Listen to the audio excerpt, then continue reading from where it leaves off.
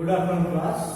છેલ્લે આપણે ઉત્કલન બિંદુમાં જે ઉન્નયન છે તેનું સૂત્ર અને તેને અનુલક્ષીને બે ઉદાહરણો છે તે આપણે જોયા હતા. હવે આવે છે કે જ્યારે અબાષ્પશીલ દ્રાવ્યને બાષ્પશીલ દ્રાવકની અંદર ઉમેરવામાં આવે ત્યારે તેના ઠાર બિંદુમાં પણ જે એનું તાપમાન હશે તેમાં ઘટાડો થશે. કહેવાનો મીનિંગ શું છે કે શુદ્ધ દ્રાવક તરીકે તમે પાણી લ્યો. હવે પાણીને તમે જેવું તાપમાન નીચે લઈ જશો એટલે તે 273.15 કેલ્વિને બરફમાં રૂપાંતરિત થશે. એટલે કહેવાનો મીનિંગ કે પ્રવાહીનું જે બાષ્પ દબાણ છે તમે તાપમાન નીચું લઈ જાઓ એટલે ઓટોમેટિક એના બાષ્પ દબાણમાં ઘટાડો થાય અને બરફમાં રૂપાંતરિત થશે ત્યારે ઘનનું બાષ્પ દબાણ અને જે તે પ્રવાહીનું જે બાષ્પ દબાણ હશે તે સંતુલન સ્થિતિએ પહોંચશે તે તાપમાનને ઠાર બિંદુ કહેવામાં આવે છે. તો અહીંયા શુદ્ધ જે પાણી લીધેલું છે તેનું તાપમાન ઘટાડવામાં આવે તો તેનું જે ઠાર બિંદુ છે તે 273.15 કેલ્વિન અને સેલ્સિયસમાં જો લેવું હોય તો જે 0 સેલ્સિયસ છે. બરાબર. હવે ધારો કે આ દ્રાવકની અંદર અબાષ્પશીલ દ્રાવ્ય નાખવામાં આવે છે. અબાષ્પશીલ દ્રાવ્ય નાખી તેનું દ્રાવણ બનાવી અને તેને જો નીચા તાપમાને લઈ જવામાં આવે તો તે શુદ્ધ દ્રાવકનું જે ઠાર બિંદુ હતું તેના કરતા ઓછા તાપમાને તમને તે ઘન અવસ્થાની અંદર પરિવર્તિત થશે. તો અહીંયા જે તાપમાનનો ફેરફાર જે ઠાર બિંદુમાં થતો ફેરફાર તમને જોવા મળે છે તે ડેલ્ટા TF વડે દર્શાવેલું છે કે જે ડેલ્ટા TF કે જે શુદ્ધ દ્રાવકનું ઠાર બિંદુ અને દ્રાવણ બનાવ્યા પછી નું જે ઠાર બિંદુ છે તેમાં તમને જોવા મળશે કે તમે જોશો તો તેના ઠાર બિંદુમાં ઘટાડો જોવા મળશે. ખ્યાલ આવ્યો દરેકને? અને આ જે તફાવત છે તેને ડેલ્ટા TF દ્વારા દર્શાવવામાં આવે છે અને તેનું સૂત્ર તો છે ડેલ્ટા TF બરાબર શુદ્ધ જે દ્રાવક હતું તેનું ઠાર બિંદુ માઈનસ જે તે દ્રાવણ બનાવ્યા પછીનું ઠાર બિંદુ. અહીંયા દ્રાવકનું જે ઠાર બિંદુની કિંમત હશે તે મોટી હશે અને દ્રાવણ બનાવ્યા પછી જે ઠાર બિંદુ આવશે તેની કિંમત ઓછી હશે. બીજી વસ્તુ તમારે ધ્યાનમાં રાખવાની છે કે જ્યારે પ્રવાહી અને ઘન બંનેના બાષ્પ દબાણ સમાન થાય તે તાપમાને આપણે ઠાર બિંદુ કહેતા હતા. તો અહીંયા ફરી પાછું ઉત્કલન બિંદુની જેમ જ તે જે દ્રાવ્ય નાખેલો છે તે જે તે દ્રાવણની ઠાર બિંદુમાં થતો ઘટાડો છે તે દ્રાવ્યના સ્વભાવ ઉપર આધાર રાખશે નહીં પરંતુ તેની સંખ્યા ઉપર આધાર રાખશે. સંખ્યાને અનુલક્ષીને જે દ્રાવણની સાંદ્રતા છે તે આપણે અહીંયા સૂત્રમાં મોલારિટી સ્વરૂપે દર્શાવેલું છે. એટલે સૂત્ર થશે delta TF proportional two m કે જે દર્શાવે છે કે ઠાર બિંદુમાં થતો ઘટાડો તે જે તે દ્રાવ્યની મોલારિટી એટલે કે તેની સાંદ્રતા બરાબર હોય છે. હવે સપ્રમાણતાની નિશાની કાઢવા માટે ફરી પાછો આપણે મોલર અવનયન અચળાંક છે તે KF એક અચળાંક અહીંયા લીધેલો છે જેને KF વડે દર્શાવેલું છે.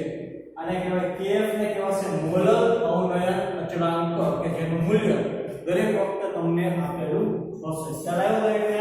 અને સૂત્ર થશે ડેલ્ટા TF બરાબર KF * m. આ થઈ ગયું તમારું પહેલું સૂત્ર. આ સૂત્રનો ઉપયોગ કરી ધારો કે મોલારિટી આપેલું હોય અને KF એટલે કે મોલર અવનયન અચળાંક આ બેની કિંમત જો તમને આપેલી હોય તો ડાયરેક્ટ જે ઠાર બિંદુમાં થતો ઘટાડો છે તે તમે શોધી શકો છો. ખ્યાલ આવ્યો છે? મોલારિટીનું સૂત્ર તમને દરેકને ખબર જ છે. મોલારિટી બરાબર શું થાય તો દ્રાવ્યના મોલ છેદમાં પાણીનું જે દળ છે તે કિલોગ્રામમાં છે. મોલને તમે વજનના છેદમાં અણુભાર પ્રમાણે જો ફેરવી નાખો તો કે m બરાબર શું m બરાબર W2 1000 છેદમાં m2 ગુણ્યા W1 આ કિંમત છે તે m બરાબર મૂકેલી કિંમત છે. બરાબર. એટલે સૂત્ર થશે ડેલ્ટા TF બરાબર KF W2 ગુણ્યા 1000 ના છેદમાં m2 ગુણ્યા W1 બરાબર. એટલે જ્યારે તમને દ્રાવ્યનું વજન, દ્રાવકનું વજન, મોલર અવનયન અચળાંક અને જે તે દ્રાવ્ય ઉગાડેલો છે તેનું આણ્વીય દળ આપેલું હોય તો આ બધી કિંમતોનો ઉપયોગ કરી અને ક્ષાર બિંદુમાં અવનયનનો જે તફાવત છે તે તમે શોધી શકો છો. ધારો કે ડાયરેક્ટ મોલારિટી આપેલી છે તો આ સૂત્રનો ઉપયોગ કરી તમે ડેલ્ટા TF શોધી શકો છો. હવે ખાલી ડેલ્ટા TF શોધવા માટે આ સૂત્રનો ઉપયોગ નથી થતો, પરંતુ ધારો કે તમને જે દ્રાવ્ય અંદર નાખેલું છે કે જે અબાષ્પશીલ છે તે અબાષ્પશીલ દ્રાવ્યનું આણ્વીય દળ શોધવાનું કે તો પણ આ સૂત્રનો ઉપયોગ થશે. આણ્વીય દળ શોધવા માટે આ જે સૂત્ર છે એમાં m2 ના સૂત્રનો કરતા બનાવતા સૂત્ર બનશે m2 બરાબર kf ગુણ્યા W2 ગુણ્યા 1000 ના છેદમાં ડેલ્ટા TF ગુણ્યા W1. અહીંયા દરેકે દરેકની સંજ્ઞા તમને ખબર હોવી જોઈએ. m2 એટલે દ્રાવ્યનું આણ્વીય દળ, kf એટલે મોલર અવનયન અચળાંક, W2 એટલે દ્રાવ્યનું વજન જે ગ્રામમાં આપેલું હશે, ડેલ્ટા TF જે ક્ષાર બિંદુમાં થતો તફાવત છે તે દર્શાવેલો છે કે જે આ સૂત્ર દ્વારા આપણે મેળવેલો છે. W1 જે તે દ્રાવકનું વજન ગ્રામમાં. એટલે આ સૂત્રનો ઉપયોગ કરી અને હવે આપણે જે કોયડો છે 2.9 તે જોવાનો છે. એની રકમ હું વાંચી લઉં. ઇથિલિન ગ્લાયકોલ કે જેનું અણુ સૂત્ર C2H6O2 45 ગ્રામ ઇથિલિન ગ્લાયકોલને 600 ગ્રામ પાણી સાથે જો મિશ્ર કરવામાં આવ્યું તો ક્ષાર બિંદુ અવનયન અને દ્રાવણનું જે ક્ષાર બિંદુ છે તે બંને વસ્તુ શોધવાની છે. અહીંયા દ્રાવ્ય તરીકે ઇથિલિન ગ્લાયકોલ છે, એનું અણુ સૂત્ર C2H6O2 છે. હવે તમને દરેકને આણ્વીય દળ શોધતા આવડે. ખ્યાલ આવ્યો દરેકને? એટલે જે વજન તમને આપેલું છે તે વજનને આપણે મોલમાં ફેરવી નાખશું. મોલ બરાબર વજનના છેદમાં અણુભારનો ઉપયોગ કરી ને આપેલા વજનને આપણે મોલમાં ફેરવશું. બીજી કઈ કિંમત આપેલી છે તો પાણી છે દ્રાવક તરીકે છે 600 ગ્રામ પાણીમાં 45 ગ્રામ ઇથિલિન ગ્લાયકોલ છે તે મિશ્ર કરવામાં આવેલો છે. ખ્યાલ આવ્યો? તો સૌપ્રથમ આપણે ક્ષાર બિંદુ અવનયન શોધવાનું છે ડેલ્ટા TF. તો ડેલ્ટા TF શોધવાનું સૂત્ર થશે kf * m. બરાબર. અહીંયા kf નું મૂલ્ય તમને ચોપડીમાં બાયોગ્રેટિક એસિડ છે પણ આપેલું નથી, પણ હકીકતમાં ત્યાં kf નું મૂલ્ય થશે 1.86 કેલ્વિન કિલોગ્રામ પ્રતિ મોલ. એટલે હવે સૂત્રની અંદર સૌપ્રથમ આપણે જે દ્રાવ્ય હશે તેને મોલમાં ફેરવી નાખશું. તો ઇથિલિન ગ્લાયકોલના મોલ સૂત્ર આવશે વજનના છેદમાં અણુભાર. વજન કેટલો આપેલો છે તો 45 વજન આપેલું છે અને એનું અણુભાર થશે 62. આ બેનો ભાગાકાર કરશો એટલે 0.73 મોલ ઇથિલિન ગ્લાયકોલ કે જે દ્રાવ્ય સ્વરૂપે છે તેના આવી છે. બરાબર. હવે આપણે આપેલા સૂત્રમાં મોલારિટી શોધવાની છે. તો મોલારિટી શોધવા માટેનું સૂત્ર દ્રાવણની મોલારિટી બરાબર દ્રાવ્યના મોલ છેદમાં પાણીનો કિલોગ્રામમાં દર. અહીંયા દ્રાવ્ય કોણ છે ઇથિલિન ગ્લાયકોલ એટલે 0.73 છેદમાં તમે કિલોગ્રામમાં કીધેલું છે, આપણને પાણી આપેલું છે ગ્રામમાં, એટલે ગ્રામમાંથી કિલોગ્રામમાં તમારે રૂપાંતરિત કરવું પડશે. તો 600 ના છેદમાં 1000 મૂકવો પડશે. હવે અહીંયા 600 ના છેદમાં 1000 મૂકી તો તમને દરેકને ખ્યાલ છે છેદનો છેદ ક્યાં છે ઉપર છે, એટલે અહીંયા 0.73 ગુણ્યા 1000 ના છેદમાં 600 આવી ગયું. તમે આનું સાદુરૂપ આપશો એટલે 1.2 મોલ પ્રતિ કિલોગ્રામ છે જે તે દ્રાવણની જે સાંદ્રતા મોલારિટીમાં આપેલી છે તે મળશે. ઓકે. હવે આપણે ક્ષાર બિંદુમાં અવનયનનું સૂત્ર ડેલ્ટા TF બરાબર kf * m નો હવે કિંમત મૂકી દઈશું. kf બરાબર 1.86 કેલ્વિન કિલોગ્રામ પ્રતિ મોલ ઇન્ટુ મોલારિટી કેટલી આવી તો 1.2. આ બેનો તમે ગુણાકાર કરશો એટલે ક્ષાર બિંદુ અવનયન કે તેના શુદ્ધ દ્રાવકનું જે ક્ષાર બિંદુ હતું તેના કરતા ઘટાડો થયો તે ક્ષાર બિંદુ જે તફાવત મળ્યો તે છે 2.2 કેલ્વિન. હવે દ્રાવણ બની ગયું તો દ્રાવણમાં ક્ષાર બિંદુમાં વોલ્યુમમાં કેટલો ઘટાડો થયો તો દ્રાવણનું પણ આપણે ખાર બિંદુ શોધવાનું છે તો જલીય દ્રાવણનું ખાર બિંદુ બરાબર પાણીનું કેટલું હતું તો 273.15 કેલ્વિન હતું તમને દરેકને ખ્યાલ છે અને અત્યારે તફાવત કેટલો આવ્યો તો 2.2 આવ્યો એટલે 273.15 માંથી 2.2 જાય એટલે 270.95 કેલ્વિન આવ્યો કે જે તે જલીય દ્રાવણ એટલે કે અબાષ્પોષક દ્રાવ્ય નાખ્યા પછી જે દ્રાવણ બનશે તેનું જો તાપમાન નીચું કરવામાં આવે તો 270.95 કેલ્વિન તાપમાને તે ઘન અવસ્થામાં પરિવર્તિત થશે ચાલો દરેકને હવે આપણે આના પછીનો જે ટોપિક છે એ ચાલુ કરવાનો છે પરંતુ એક વસ્તુ ધ્યાનમાં રાખવાની છે કે 2.9 મે કરાયું 2.10 છે તે આણ્વીય દળ શોધવા માટે છે અને આ સૂત્રનો ઉપયોગ કરીને તમારે દરેક 2.10 હોમવર્કમાં કરવાનું છે આના પછીનો ટોપિક આવે છે અભિસરણ દબાણ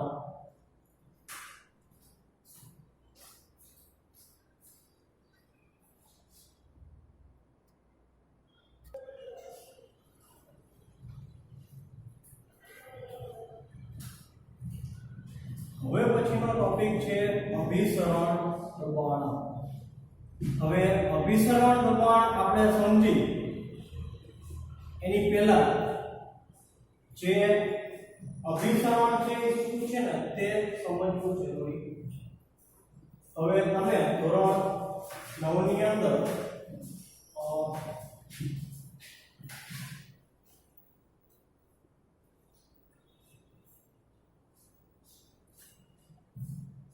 એક ઉદાહરણ આપો કે સૂકી દ્રાક્ષ હોય કે સૂકી દ્રાક્ષ છે તેને તમે પાણીમાં નાખો તો જેવું તમે પાણીમાં નાખશો એટલે એક રાતની અંદર સૂકી દ્રાક્ષની જે કદ છે તેમાં વધારો થશે તો વધારો થવાનું કારણ એક જ છે કે જે પાણી હતું તે દ્રાક્ષની જે ઉપરની પારદર્શક સપાટી હતી તેમાંથી પસાર થઈ અને દ્રાક્ષની અંદરના ભાગમાં ભરાઈ ગઈ અને જે દ્રાક્ષનું કદ છે તેમાં વધારો છે હવે આ જે ફૂલેલી અંદર પાણીવાળી દ્રાક્ષ છે તેને ફરી પાછું તમે જો મીઠાવાળા પાણીમાં નાખશો તો મીઠાવાળા પાણીમાં જે તે ભરેલી દ્રાક્ષને રાખવાથી ફરી પાછું શું થશે કે અંદરનું જે પણ પાણી હશે તે બધું પાણી બહારની તરફ ખેંચાઈ જશે કેમ કે દ્રાક્ષની અંદર પાણી છે તે સાદું પાણી છે કે જેની સાંદ્રતા ઓછી છે બારે મીઠાવાળું પાણી છે જેની સાંદ્રતા વધારે છે એટલે જે પાણીનો પ્રવાહ હશે તે ઓછી સાંદ્રતાથી વધારે સાંદ્રતા તરફ ગતિ કરશે અને આ જે ગતિ કરશે એના લીધે ફરી પાછું દ્રાક્ષનું બધું પાણી છે તે મીઠાવાળા પાણીમાં જતું રહેશે અને દ્રાક્ષ છે તે ફરી પછી બની જશે હવે આ જે ઘટના છે તે ધોરણ 9 માં તમે આશ્રુતિની ઘટના છે તે સમજી ગયા છો હવે આ ઉપરાંત એવો જ એક પ્રયોગ અત્યારે આપણે અભિસરણ ઘટના શું છે તેને સમજવા માટે સૌપ્રથમ સમજવાનું છે હવે આ એક બીકર છે આ બીકર ના બરાબર વચ્ચેના આ બીકરના બે ભાગ પાડેલા છે વચ્ચેના ભાગમાં એક અર્ધ પારગમ્ય પડદો લગાડેલો છે હવે અર્ધ પારગમ્ય પડદો છે તે માનવ સર્જિત પણ હોઈ શકે છે અને કુદરતી પણ હોઈ શકે છે કુદરતીમાં દરેક માનવ જો એક દરેક કુદરતની અંદર દરેક સજીવની અંદર આ પ્રકારના અર્ધ પારગમ્ય પડદા રહેલા હોય છે આ ઉપરાંત માનવ સર્જિત પણ કોઈના નામ બોલ્યું કુદરતી પડદા છે જેમ કે ગુંડની અંદર જે મૂત્રાશય છે અથવા તો માનવ સર્જિત ની અંદર પાર્ચમેન્ટ પેપર ટ્રાન્સલેસિક કે જે સેલોફેન પેપર આ પ્રકારના જે સેલોફેન પેપર પાર્ચમેન્ટ પેપર તે માનવ સર્જિત અર્ધ પારગમ્ય પડદા છે આ અર્ધ પારગમ્ય પડદાનું જે ઉપયોગિતા છે તે શું છે તો અર્ધ પારગમ્ય પડદો છે તે ઓછી સાંદ્રતા વાળા દ્રાવણોને પસાર થવા દે છે વધારે સાંદ્રતા ધરાવતા જે દ્રાવણો છે તેને પસાર થવા દેતું નથી. ખ્યાલ આવ્યો? એટલે બીકરની અંદર આપણે અર્ધ પારગમ્ય પડદો છે તે રાખેલો છે. હવે બે ભાગ થઈ ગયા, એમાં એક ભાગમાં દ્રાવક કે જે શુદ્ધ પાણી છે તે ભરેલું છે અને બીજા ભાગમાં દ્રાવણ ભરેલું છે. ધારો કે તે મીઠાનું દ્રાવણ છે. હવે મેં તમને કીધેલું છે કે મીઠાનું દ્રાવણ હોય તો તેની સાંદ્રતા વધારે હોય, પાણી છે તેની સાંદ્રતા ઓછી છે કેમ કે તે શુદ્ધ દ્રાવક છે. તો તમે વિચાર કરો કે ભરેલું શરૂઆતમાં અહીંયા સુધી ભરેલું હતું, પરંતુ સમય જતા જે દ્રાવકના કદમાં ઘટાડો થતો તમને જોવા મળ્યો. અને આ ઘટાડાનું કારણ એક જ હતું કે દ્રાવકના જેટલા પણ અણુઓ હતા, પાણીના જેટલા પણ અણુઓ હતા, તે અર્ધ પારગમ્ય પડદો પસાર કરી અને દ્રાવણમાં મિક્સ થાય છે. ધીમે ધીમે દ્રાવકની સપાટી નીચે આવતી જાય છે, દ્રાવણની સપાટીમાં વધારો થતો જાય છે. તો આ એ દર્શાવે છે કે જે પાણીનો વહેણ છે દ્રાવક તે ઓછી સાંદ્રતા ધરાવતા દ્રાવણ તરફથી વધારે સાંદ્રતા ધરાવતા દ્રાવણ તરફ પાણીનો પ્રવાહ છે તે વહે છે. એક વસ્તુ તમારે બીજી પણ ધ્યાનમાં રાખવાની છે કે અર્ધ પારગમ્ય પડદામાંથી ફક્ત દ્રાવકના જે અણુઓ છે તે પસાર થશે, પરંતુ વધારે સાંદ્રતા ધરાવતા જે અણુઓ છે તે પસાર થશે નહીં. એટલે આ ઘટનાને અભિસરણ કહેવામાં આવે છે કે જેની અંદર જેનો શુદ્ધ દ્રાવકથી દ્રાવણ તરફ જે પ્રવાહ છે ઓછી સાંદ્રતા ધરાવતા દ્રાવણ તરફથી વધારે સાંદ્રતા ધરાવતા દ્રાવણ તરફ અર્ધ પારગમ્ય પડદામાંથી તે પસાર થતા ઘટનાને અભિસરણ કહેવામાં આવે છે. બરાબર? હવે અભિસરણ શું છે તે સમજી ગયા. અભિસરણ દબાણ હવે તમને સમજાવું છું. એક વસ્તુ તમે ધ્યાનમાં રાખજો કે અભિસરણ દબાણ, હવે જો આ ઘટનાની અંદર અભિસરણની ઘટનામાં શું થાય છે કે દ્રાવકની સપાટીમાં ઘટાડો થાય છે.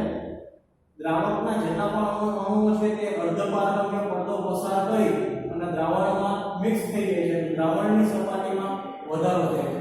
હવે ધારો કે આ જે દ્રાવણ છે તેના ઉપર એક પ્રકારનું દબાણ લગાડવામાં આવે તો દબાણ લગાડવાથી શું થશે? તો અર્ધ પારગમ્ય પડદામાંથી જે આવતા દ્રાવકના અણુઓ છે તે રોકાઈ જશે અને અર્ધ પારગમ્ય પડદામાંથી આવતા દ્રાવકના અણુઓ રોકાઈ જવાથી જે દ્રાવણની સપાટીમાં વધારો નહીં થાય. તો આ પ્રકારનું જે દબાણ કહેવાય કે જે દ્રાવકને દ્રાવણની અંદર આવતા રોકે. તો બરાબર, તો આ દબાણને કહેવાશે અભિસરણ દબાણ. આ અભિસરણ દબાણ તમારે કોના પર લગાડવાનું છે? તો દ્રાવણ ઉપર લગાડવાનું છે. દ્રાવણ ઉપર તમે એક પ્રકારનું દબાણ લગાડશો કે જેના લીધે શું થશે? તો જે પાણીના અણુઓ છે તે અર્ધ પારગમ્ય પડદો પાર પર પસાર કરી અને દ્રાવણમાં આવતા અટકાઈ જશે. શેના લીધે? તો દબાણ લગાડવાથી. તો આ જે દબાણ પાણીનો પ્રવાહ રોકે તે દબાણને કહેવાશે અભિસરણ દબાણ. અભિસરણ દબાણ એક એવું દબાણ છે કે જે દ્રાવકના પ્રવાહને દ્રાવણ તરફ જતા રોકે છે. બીજા નંબરે અભિસરણ દબાણ આપેલ તાપમાને દ્રાવણની મોલારિટીને સમપ્રમાણમાં હોય છે. એક વસ્તુ ધ્યાનમાં રાખજો કે આની પહેલા ઉત્કલન બિંદુમાં ઉન્નયન અને ઠાર બિંદુમાં અવનયન છે તે જે દ્રાવકની મોલારિટી સાથે સંકળાયેલું હતું. હવે અત્યારે અભિસરણ દબાણ તેની મોલારિટી જેને કેપિટલ M દ્વારા દર્શાવવામાં આવે છે તેને સમપ્રમાણ હોય છે. અભિસરણ દબાણ છે તેને પાઈ વડે દર્શાવવામાં આવે છે. પાઈ ધોરણ ગણિતની અંદર દરેક એની વ્યાખ્યા એની સંજ્ઞા ખબર છે. પાઈ એટલે 22/7 જવાબ રાખી બરાબર. એની સંજ્ઞા પાઈ એટલે પાઈ બરાબર CRT કે જે દ્રાવણની સાંદ્રતા મોલારિટીને સમપ્રમાણ હોય છે. આ ઉપરાંત R છે તે વાયુ અચળાંક છે અને T છે તે આપેલું તાપમાન છે. અહીંયા સાંદ્રતા બરાબર મોલના છેદમાં પદ, જે સૂત્ર તમને બધાને ખ્યાલ છે. આ કિંમત આપેલા સૂત્રની અંદર મૂકી દેતા અભિસરણ દબાણનું જે સૂત્ર બનશે પાઈ બરાબર N2RT ના છેદમાં V. ફરી પાછું N છે તે દ્રાવ્યના મોલ છે તેને ફરી પાછું જો મોલ બરાબર વજનના છેદમાં અણુભાર એનું સૂત્ર થશે m2 બરાબર m2 ના છેદમાં w2 આ કિંમત જો આપેલા સૂત્રમાં મૂકવામાં આવે તો v છે નીચે છે કાઢવામાં સામે જે ગુણાકારમાં સૂત્ર થઈ જશે πb બરાબર m2 ના છેદમાં w2rt જનરલી અભિસરણ દબાણમાં જે તે દ્રાવ્ય મિક્સ કરેલું હશે તેનું આણ્વીય દળ શોધવા માટે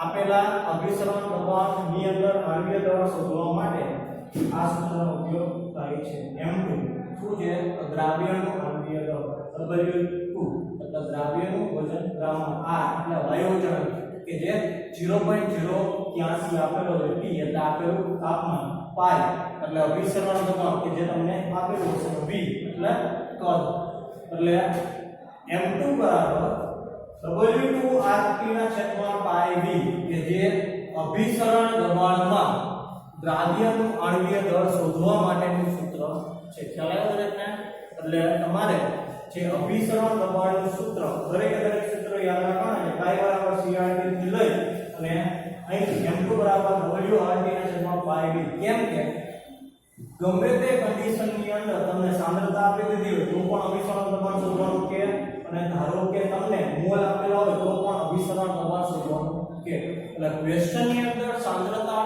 મોલ વજન શેમાં આપેલું છે તે ક્વેશ્ચનની અંદર ખબર પડશે ખ્યાલ આવ્યો દરેકને એટલે સૂત્ર તમારે યાદ રાખવાના એના ઉપરથી તમને ખ્યાલ આવી જશે કે કયા સૂત્રનો તમારે ઉપયોગ કરવાનો હવે અભિસરણ દબાણનું માપન દ્રાવ્યનું મોલર દળ નક્કી કરવાની રીત માટે છે એક વસ્તુ તમે ધ્યાનમાં રાખજો કે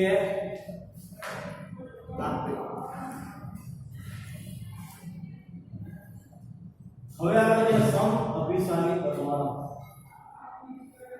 કોઈ પણ બે દ્રાવણના જો અભિસરણ દબાણ સમાન હોય તો તેને સમ અભિસારી દબાણ કહેવામાં આવે છે હજી એક વાર કહું કોઈ પણ બે જો દરેક દ્રાવણના અભિસારી દબાણ અલગ અલગ હોય હવે કોઈ પણ બે તમે દ્રાવણ લ્યો ને જો બેના અભિસરણ દબાણ સમાન આવે તો તેને કહેવાશે સમ અભિસારી દબાણ એના અમુક ઉદાહરણ આપેલા છે કે આવા દ્રાવણોને જ્યારે અર્ધ પારગમ્ય પડદામાંથી પસાર કરવામાં આવે છે તો બંનેની સાંદ્રતા સમાન હોવાથી દ્રાવક છે તે દ્રાવણમાં નહીં જાય અને દ્રાવણ છે તે દ્રાવકમાં જશે નહીં એટલે કે એકબીજા બંને સાંદ્રતા સમાન હોય તો અર્ધ પારગમ્ય પડદામાંથી પેલું દ્રાવણ બીજા દ્રાવણમાં નહીં જાય અને બીજું દ્રાવણ પહેલા દ્રાવણમાં જશે નહીં તેમની વચ્ચે કોઈ પણ જાતનું અભિસરણ થતું નથી ઉદાહરણ આપેલા છે હું તમને સમજાવું કે લોહીના કોષમાં રહેલા દ્રાવક સાથે સંકળાયેલ અભિસરણ દબાણ 0.9% કે જે સોડિયમ ક્લોરાઇડના દ્રાવણ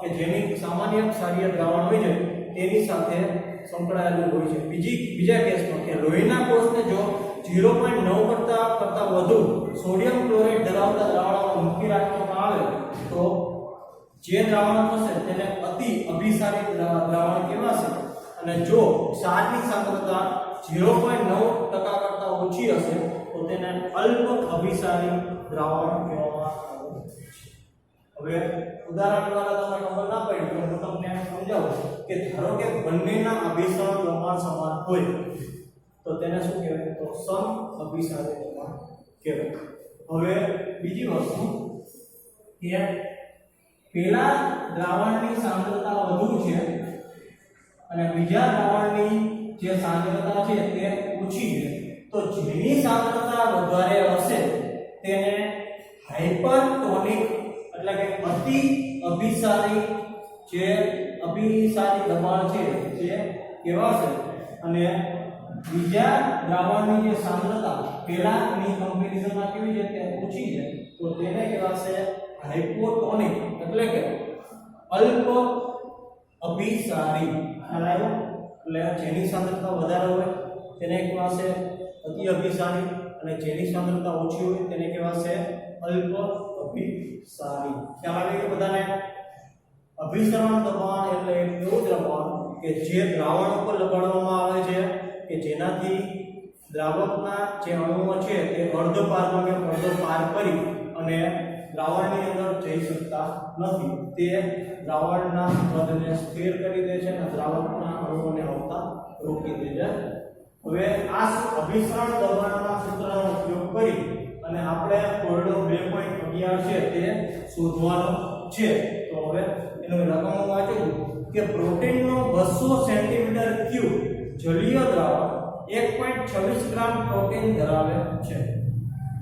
300 કેલ્વિન તાપમાને આવા દ્રાવણનું જે અભિસરણ દબાણ છે તે 2.57 ગુણ્યા 10 ની માઈનસ 3 ઘાત 12 છે. તો પ્રોટીનનું મોલર દર ગણો. હવે પ્રોટીન અહીંયા દ્રાવ્ય તરીકે છે માટે એનું જે આણ્વીય દળ છે તે શોધવાનું છે. એને આપણે m2 કહીએ તો m2 વાળા સૂત્રનો ઉપયોગ કરશું. સૌપ્રથમ શું આપેલું છે તો પ્રોટીનનું જે વજન પ્રોટીન પર દ્રાવ્ય તરીકે છે એનું વજન આપેલું છે 1.26 ગ્રામ. અભિસરણ દબાણ આપેલું છે 2.57 ગુણ્યા 10 ની માઈનસ 3 12. તમને જે કદ આપેલું છે તો ધ્યાનમાં રાખજો કદ તમને સેન્ટીમીટર ક્યુબમાં આપેલું છે. 1 સેન્ટીમીટર ક્યુબ બરાબર 1 મિલીલીટર થાય. તમને દરેકને ખબર છે 1 સેન્ટીમીટર ક્યુબ જેને 1 ઘન સેમી કહેવાય એના બરાબર 1 મિલીલીટર થાય. હવે 200 સેન્ટીમીટર ક્યુબ છે એટલે શું લખી શકાય 200 ml. પણ જનરલી જે તે ગણતરી જે મોલારિટી શોધવાની છે એમાં દ્રાવણનું કદ લીટરમાં લેવાનું છે. માટે ml માંથી લીટરમાં ફેરવવા માટે આપણે 200 ને 1000 વડે ભાગવું પડશે. 200 ને તમે 1000 વડે ભાગો એટલે જવાબ આવશે 0.2 લીટર. કદ કેટલું આપેલું છે તો 0.2 લીટર. તાપમાન આપેલું છે T બરાબર 300 કેલ્વિન. વાયુ અચળાંક આપેલો છે 0.083 લીટર બાર પર મોલ એટલું કેલ્વિન. આ SI એકમ ખાસ યાદ રાખો. બરાબર. હવે આપણે દરેક કિંમત આપેલી છે તો આણ્વીય દળ શોધવા માટે સૂત્રનો ઉપયોગ કરશું. m2 બરાબર W2RT ના છેદમાં 5P. W2 કે જે પ્રોટીનનું વજનમાં ગ્રામ છે 1.26, R બરાબર વાયુ અચળાંક 0.083, T એટલે તાપમાન 300 છેદમાં પાઈ. પાઈ એટલે અભિસરણ દબાણ 2.57 ગુણ્યા 10 ની માઈનસ 3 ઘાત ગુણ્યા V એટલે કદ કે જે 0.2 લીટર. હવે આપેલા જે સૂત્રમાં કિંમત મૂકતા સાદું આપો એટલે આણ્વીય દળ 61.022 ગ્રામ પ્રતિ મોલ આવશે. ખ્યાલ આવ્યો દરેકને? એટલે આવી રીતે આપણે આજે અભિસરણ દબાણ, સમ અભિસારી, અતિ અભિસારી અને અલ્પ અભિસારી શું છે એ જોયું. આ ઉપરાંત ટોટલ 4 સૂત્ર જોયા. બાષ્પ દબાણમાં થતો ઘટાડો એટલે કે P10 P1 ના છેદમાં P10 બરાબર N2/N1 પહેલું સૂત્ર. બીજું ઉત્કલન બિંદુમાં ઉન્નયન ડેલ્ટા TF બરાબર ડેલ્ટા TB બરાબર KB ગુણ્યા 1000 ગુણ્યા W2 ના છેદમાં N2 ગુણ્યા W1. એના પછી R બિંદુમાં ઉન્નયન KF બરાબર R ગુણ્યા M1 ગુણ્યા KF ના છેદમાં 1000 ગુણ્યા ડેલ્ટા TF બરાબર KF ગુણ્યા W2 ગુણ્યા 1000 ના છેદમાં ડેલ્ટા TF ગુણ્યા W1. અને છેલ્લું સૂત્ર અભિસરણ દબાણ પાઈ બરાબર CRT. આ ચારે ચાર સૂત્રનો ઉપયોગ કરી અને આપણે દ્રાવ્યનું જે અજ્ઞાત અબાષ્પશીલ દ્રાવ્ય હશે તેનું આણ્વીય દળ શોધી ખ્યાલ આવ્યો દરેકને? એટલે હવે અહીંયા આપણે આ ટોપિક પૂરો કરીએ. પછીનો ટોપિક નેક્સ્ટ લેક્ચરમાં ચાલુ